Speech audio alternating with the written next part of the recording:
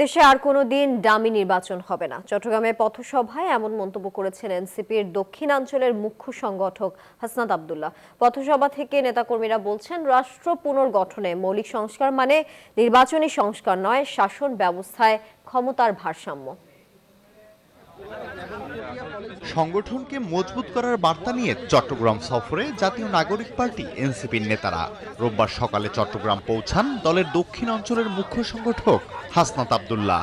সাথে ছিলেন কেন্দ্রীয় নেতারা। পথে বৈষম্য বিরোধী ছাত্ররা ও এনসিপি নেতারা তাদের স্বাগত জানান। কর্ণফুলীর মজ্জারটেক থেকে শুরু হয় দলটির বন্দর নগরীর 10টি পথসভা। এ সময় হাসনাত আব্দুল্লাহ বলেন, এমন একটা বাংলাদেশ গড়তে চায় এনসিপি যেখানে পুলিশকে আর কেউ লাঠিয়াল বানাতে পারবে না। জানান, দেশে আর কোনো ডামি নির্বাচন হবে না। আমরা এমন একটা বাংলাদেশ গড়তে চাই যে বাংলাদেশে ওসিকে এবং ইউনিকে দাঁড় করিয়ে সাক্ষ্য রেখে কোনো মিডনাইট ইলেকশন প্রচলিত হবে না, কোনো আমি ভার্সেস ডামি ইলেকশন প্রচলিত হবে না। আমরা এমন একটা বাংলাদেশ গড়ব যেখানে পুলিশকে আর কেউ লাঠিয়াল হিসাবে ব্যবহার করতে পারবে না।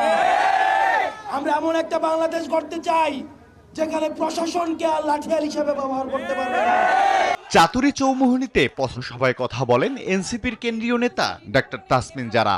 পুলিশ প্রশাসন সংস্কার আর অপরাধের ন্যায্য বিচারের মধ্য দিয়ে নিশ্চিত হবে জবাবদিহিতা, যার অপেক্ষায় গোটা বাংলাদেশ। আমরা নতুন বাংলাদেশ কেমন চাই, কেমন সংস্কার চাই, নতুন সংবিধান কেমন চাই, যাতে বাংলাদেশটা শুধুমাত্র যারা ক্ষমতায় আছে তাদের না হয়, বাংলাদেশের জনগণের হয়। ক্ষমতায় যারা থাকবে শুধুমাত্র তাদের জবাবদিহিতা কিছু গোষ্ঠীর কাছে যাতে না হয়। পথসভা থেকে নেতাকর্মীরা বলছেন, রাষ্ট্র পুনর্গঠনে মৌলিক সংস্কার বলতে কেবল নির্বাচনী সংস্কার নয়, মৌলিক সংস্কার বলতে রাষ্ট্র ও সাংবিধানিক ব্যবস্থায় ক্ষমতার ভারসাম্য। আলহাদি খান, ডেস্ক রিপোর্ট, নিউজ 24।